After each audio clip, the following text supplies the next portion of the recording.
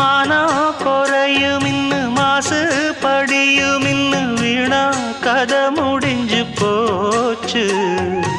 ஈசான மூலையில லேசான பள்ளி சத்தம் மாமன் பேர சொல்லி பேசுது. ஆறாத சோகந்தன்ன தீராம சேர்த்து வச்சு ஊரும் சேர்ந்து என்ன ஏசுது.